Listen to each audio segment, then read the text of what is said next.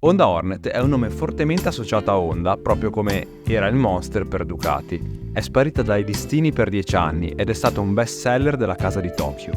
La nuova Hornet, adesso questa è la precedente versione visto che EICMA è appena stata presentata una versione aggiornata, è disegnata nel centro stile di Roma.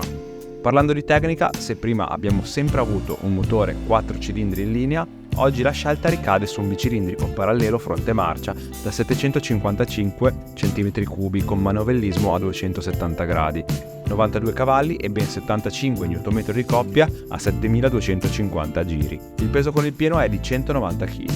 Forcella Showa BPTM da 41 e mono con leveraggio ProLink.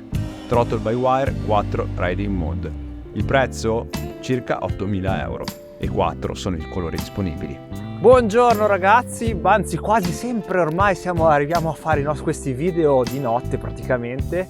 Buonasera ragazzi, siamo qua con Honda Hornet, un gran classico grazie a Honda Yanua Genova, quindi grazie a Chicco, Selene e tutti i ragazzi dello staff, vi possiamo portare questa bella moto. È la seconda naked che provo di Honda ed è la seconda volta che dico bella moto perché è veramente carina, mi piace molto. E come probabilmente vedrete nell'onboard quando la provo sul misto, io vorrei fare un mix di cose, cioè vorrei mettere questo motore su questo stile un po' classico del CB 650 che ho già provato e che è già presente sul canale. Questa moto che appunto come l'angelo fuori campo probabilmente forse ha detto, è stato un best seller di Honda, il nome Hornet. L'abbiamo sempre vista con un 4 cilindri in linea, adesso la vediamo con un bicilindrico parallelo fronte marcia fasato, sapete, a 270 gradi. Questo significa che suona ed eroga un po' la potenza come fosse un bicilindrico AV, e il motore è sicuramente croce delizia di questa moto, mi viene da dire, perché vedrete che la cosa che mi ha più disturbato, un pochino meno chiaramente su curve ad ampio raggio, è l'on-off che ha. L'on-off, qualcuno di voi mi aveva avvisato che lo avrei avvertito, e sì, sapete che in più sono fissato con gli on-off, si sente molto, è molto marcato, quindi questa cosa non mi fa impazzire. Serbatoio ben conformato, 15 litri e 2, è anche molto bello esteticamente. Il rumore lo sentite?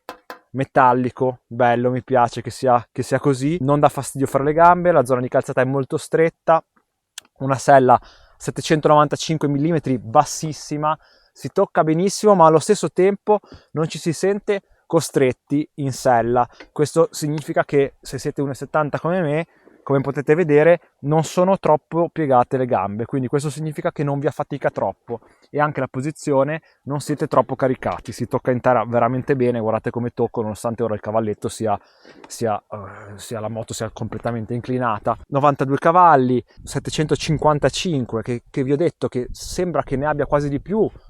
Perché dico questo? Perché complice di questa sensazione è il peso, che è molto basso, siamo sotto i 200 kg con il pieno di benzina, quindi sicuramente top.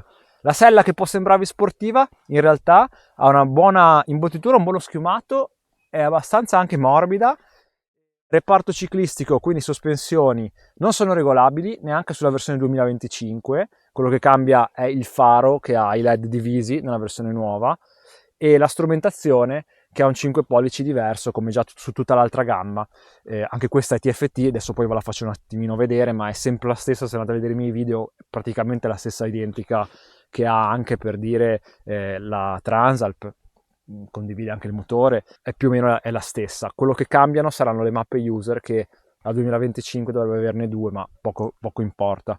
Diciamo che ha mappature motore selezionabili, il freno motore selezionabile, controllo di trazione, il comando del gas è throttle by wire, quindi ride by wire. La ciclistica ha 130 mm di escursione davanti, 150 al posteriore, quindi questo fa sì che la moto dietro comunque abbia abbastanza corsa dalla sospensione. Infatti non la sento troppo secca, e se ve lo dico io che comunque vengo da altri tipi di moto, chiaramente io appunto non sono abituato più tanto, se non per le prove, a queste moto, ma devo dire che non è una moto spaccaschiena, ecco, sicuramente no. La si sente, come forse vi dirò nell'onboard, un pochino leggera davanti, ma nulla che pregiudica chiaramente la stabilità. Poche vibrazioni, semplice, senza troppi fronzoli. Trarremo le conclusioni in concessionaria, anche la frenata è buona, è tutto molto bilanciato e proporzionato su questa moto, è ben accordata. Io spero proprio che sulla versione 2025, anche se non è stato pubblicizzato, verrà risolto il difetto dell'on-off. Lo spero proprio. Adesso vi faccio vedere il dashboard. Questi sono i blocchetti che sulla versione nuova sono aggiornati. Facendo pressione prolungata si entra nel menu, pressione prolungata a destra, si entra nel menu dove è possibile andare a selezionare le varie modalità di guida e quindi nella modalità utente l'erogazione della potenza, l'engine brake e il traction. Uscendo qua c'è il LED di cambio marcia, il quick shift se acceso o spento, lo spegnimento automatico degli indicatori di direzione e poi su display tipi di sfondo e tutte le informazioni generali che si possono avere qui nella parte di sotto, che è come sul XADV 750 vi può andare a riportare un sacco di informazioni. Adesso vediamo come si guida nel misto. Affrontiamo il nostro classico tornante in seconda, vediamo se lo riusciamo a percorrere a gas puntato. Sì, senza pizzicare la frizione. Le mappe, ragazzi, le ho provate tutte. Chiaramente qui c'è la user che è personalizzabile.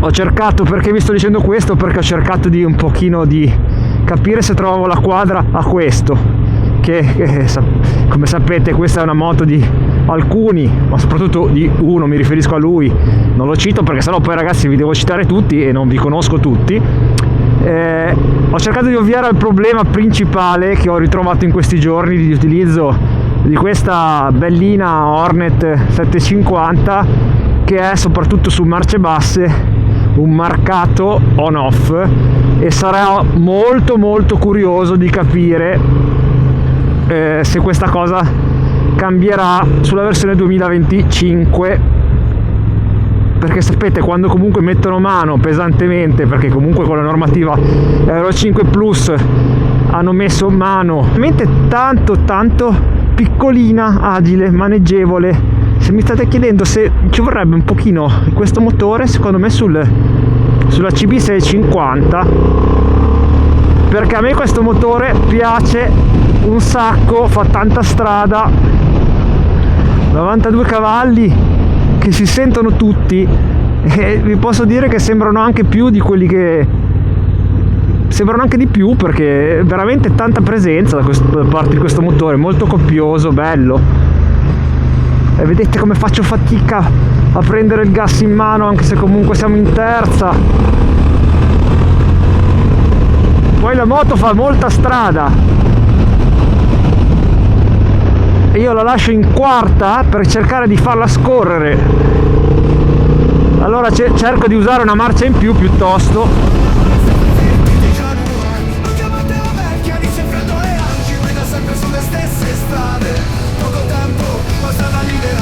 160 al posteriore barra 60 che dona tanta agilità.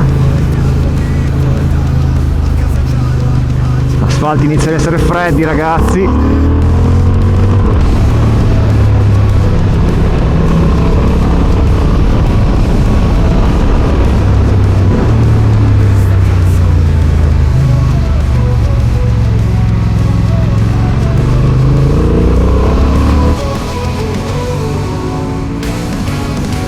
Nostro classico pezzo dove andiamo a controllare le vibrazioni a regime autostradali. Stimiamo sui 5000, appaiono appena sulle pedane, poco a poco si sentono sulla sella, cioè sul serbatoio, ma sono di medio-bassa frequenza. Ma la timbrica di questo scarico è veramente importante, proprio bello, corposo, è un pochino leggerina davanti. Non è molto piantata come anteriore, non ha una super presenza, questo va detto. Dalla quarta in poi l'on-off dà un po' meno fastidio, ma vi posso garantire che su strade molto molto strette e lente che ho fatto per arrivare qua, su alcune buche, quando la manopola del gas inavvertitamente si muove, vi strappa, sentite lo strappo che date l'accelerata, e non è chiaramente una cosa che mi piace. Quello che mi piace è l'elasticità che questo motore ha, mi piace tutto il resto di questo motore, nonostante sia un bicilindrico parallelo fronte marcia. Ragazzi, ha un'ottima fruibilità, guardate, 50 all'ora lui riprende, è incredibile. E anche mi piace pure il cambio, ragazzi, ha un cambio degli innesti questi con quick shift che è opzionale, degli innesti veramente precisi, ci si sente piuttosto inseriti nella moto, nel corpo moto, serbatoio che comunque sì, si allarga un pochino qua ma non troppo, pedane alte il giusto, manubrio stretto, una bella posizione, non troppo caricati, c'è tanta aria che arriva, quel poco di carico che avete, chiaramente l'aria vi aiuta a tenervi su. Vediamo ancora qualche curva. Inizia il freddo e ci guida sempre sulle stesse strade. Poco tempo ma strada libera, significa sempre un gran bel divertimento. Ora è tempo di portarla a casa Gianni, oggi torna a canta questa canzone. Questi sono gli abbaglianti. Bel fascio bianco, chiaramente non avendo le cornering lights si è penalizzati quando ci si ritrova a percorrere strade molto buie come questa, perché non abbiamo nelle curve non abbiamo la parte interna che si va a illuminare. Però come fascio direi che ci siamo. Vedete qua come mi perde la parte interna della curva. Per il test di illuminazione notturna è tutto. E ora vediamo come si guida in città. Buongiorno ragazzi, lo vediamo nel solito appuntamento dell'andare a lavoro. Ho provato anche a giocare, come ho già fatto nel misto, con le varie mappe per cercare di avere un po' meno di questo on-off veramente fastidioso che sporca veramente ogni momento in cui si riprende il gas in mano. Io non so se si vedono gli strappi che purtroppo non riesco a non dare. E devo dire che anche con la mappatura Rain, che poi si può anche personalizzare nella user, ovvero con la potenza meno pronta, purtroppo non riesco assolutamente a mitigare questo effetto. L'enorme regolarità di questo motore che permette di frullare, nonostante sia bicilindrico, a 58 km/h, il motore non ha una minima vibrazione, non ha esitazioni, non strappa, gira proprio bene a questa velocità. Quello che chiaramente si percepisce e farebbe piacere in estate non lo fa adesso, perché vi assicuro che è una mattina bella fresca, ma purtroppo il termometro io non l'ho trovato, secondo me il termometro non c'è. Angolo di sterzata abbastanza buono, ma lo vedremo poi oggi nell'uscita dal lavoro. La folle si trova con una facilità incredibile e toccare a terra è veramente un gioco da ragazzi. Sono 1,70 e riesco quasi ad appoggiare il tallone, una cosa a cui non sono abituato. Vi faccio vedere che ad andare a 20 km/h, on-off a parte, il motore gira talmente regolare anche a regimi prossimi al minimo, che pure qui a queste andature così lente vedete che non ha un minimo, tiene benissimo i giri bassissimi. Questo è un gran pregio che ha questo motore, e praticamente senza vibrazioni, gran pregio. La frizione poi non ve l'ho mai parlato, molto morbida. Vi rimando alle conclusioni che faremo con Selene direttamente in concessionaria da Yanuma. Per Angie è tutto dalla strada, ciao! Buonasera ragazzi, buonasera, siamo tornati, abbiamo riportato l'Hornet a casa, siamo tornati in concessionaria, siamo qua da Yanuma, siamo con Selene. Io ho finito, ti ho riportato la moto. Com'è andato questo giro con l'Hornet? Ho fatto un po' di tutto, sai che quando faccio i test un po' più lunghi faccio un po' di tutto. So che a te piaceva anche, tra l'altro, personalmente come moto. Posso dirti che anche in città mi sono trovato bene, bassissimi consumi, questo l'ho detto. Spero che nella versione 2025 abbiano un po' risolto quello che ho trovato come uno dei pochi difettucci che ha, che è questo on-off che è un po' fastidioso. E ho provato varie mappe, però comunque si sente.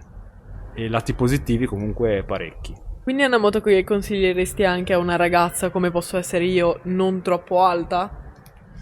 Sì, perché cioè, lo sai che l'altezza, cioè no, non lo sai perché non so quante prove tu abbia visto, però le altezze selle non le voglio più dire, perché dipende poi da comunque com'è il cavallo della moto, com'è la calzata, e quindi posso dirti che su questa qua si tocca veramente molto bene. 79 cm d'altezza, tocco quasi con tutta la pianta del piede, quindi top. Da questo punto di vista sì, e poi anche molto molto molto leggera, perché 190 kg col pieno fanno veramente la differenza con altri mezzi, e devo dirti anche con alcuni scooter, quindi lo consiglio come può essere un'ottima prima moto, anche se i 90 cavalli la prenderei in versione depotenziata magari se uno è agli inizi. Anche il sound molto bello. Originale, Sì, molto bello. anche da originale è veramente, cioè non sembra quasi, come ho detto, non sembra quasi un bicilindrico fronte marcia. La nostra chiusura l'abbiamo fatta perché è una moto che magari non eccelle sotto. Però rende abbastanza nel suo modo. Sì, è proprio sincera, Sì. cioè definita sincera. Se risolvono questa cosa qua, e quindi ecco la domanda che come abbiamo fatto con l'XADV possiamo farci, e me la autofaccio io,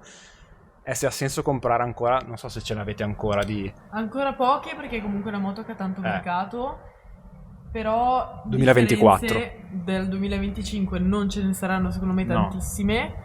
E quindi sì, avrà senso comprare ancora il Sì, 2024. secondo lei sì, e anche secondo me, perché se sull'XADV qualcosina in più cambia, su questa no, quindi secondo me può avere assolutamente senso, se poi magari con uno scarico. Con SC che collabora. Quindi assolutamente ancora si può ancora venire da Ianoa. Qua siamo in Corso Marconi, per Angi e Selene direi che è tutto. Ci vediamo al prossimo video. Ciao ragazzi. Ciao. Ho portato l'Hornet a casa. canzone.